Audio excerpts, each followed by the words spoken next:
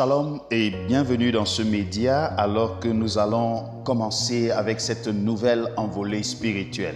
Nous sommes en train de parler de Joseph depuis le début de cette semaine et Joseph a été l'homme providentiel pour ses frères malgré le fait qu'il les trahi. Joseph a été l'homme providentiel non seulement pour sa famille mais aussi pour toute la communauté israélite, parce qu'il a pu les ramener en Égypte et ils ont été sauvés de la famine.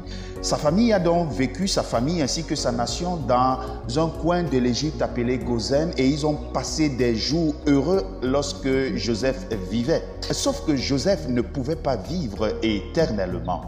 Nous sommes dans le livre de Genèse chapitre 50, le verset 24, il est écrit: Joseph dit à ses frères, je vais mourir, mais Dieu vous visitera et il vous fera remonter de ce pays-ci dans le pays qu'il a juré de donner à Abraham, à Isaac et à Jacob. C'est intéressant de voir que c'est Joseph lui-même qui reconnaît qu'il ne soit pas encore arrivé. Nous sommes tous en pèlerinage sur cette terre. Un jour ou un autre, nous sommes appelés à partir.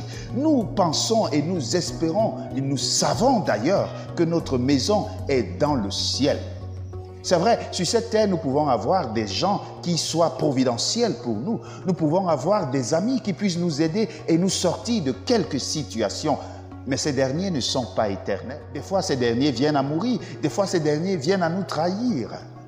Une seule personne est fidèle et c'est sur cette personne que nous devons fonder notre espérance, c'est Jésus-Christ. Il nous a dit, je m'en vais vous préparer une place et je reviendrai vous prendre afin que là où je suis, vous y soyez aussi.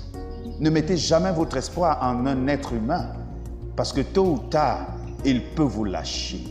Le Seigneur te visitera.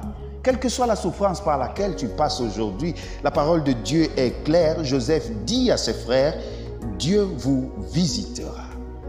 Je ne sais quelle est ta souffrance aujourd'hui, mais sois sûr d'une chose, le Seigneur te visitera. Prions. Notre Dieu, notre Père, nous nous attendons à toi et nous savons, Seigneur, qu'après ta visite, nous allons récolter toutes sortes de bénédictions. Qu'il en soit ainsi dans nos vies, au nom de Jésus-Christ. Amen. Que Dieu te bénisse alors que tu vas rentrer dans cette nouvelle saison de bénédiction avec lui. Shalom.